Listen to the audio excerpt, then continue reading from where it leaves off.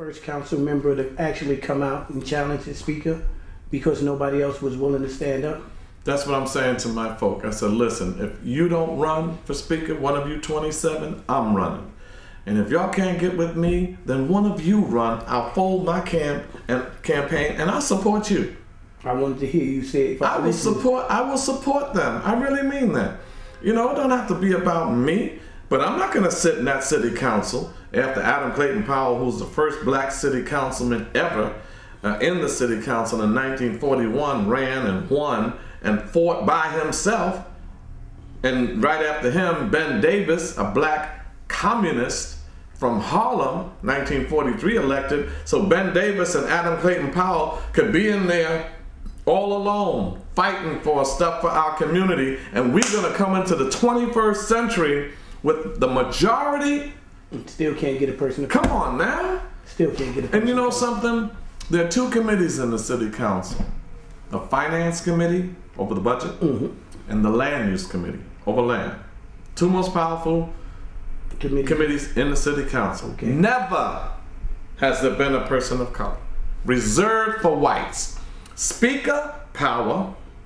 Finance, power. Land use, power. Reserved for whites.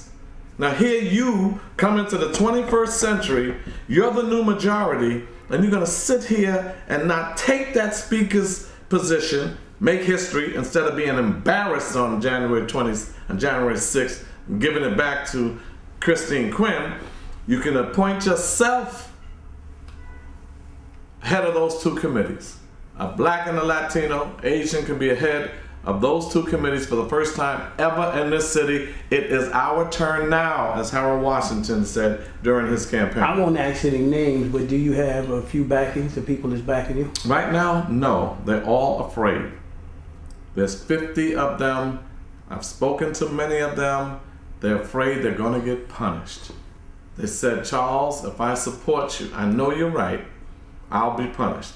I'm not willing to take a chance on going with you and you're not able to get all the votes and then Christine Quinn punishes me. And I said, well, if 27 of you are saying that, can't you do the math?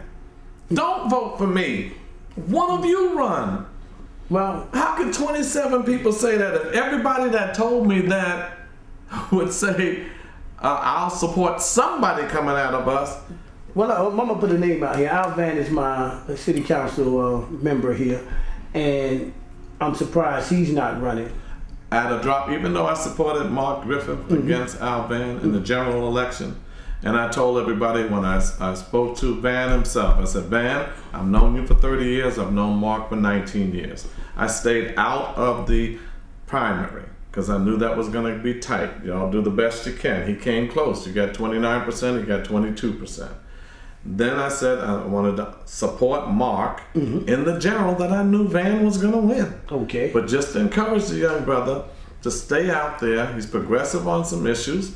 And to keep his campaign out there, I will support you. I said, so Vann, it's not personal. I can't tell young people to run, we need change, and then when they do, say, I ain't getting down with it. So I supported Mark Griffin.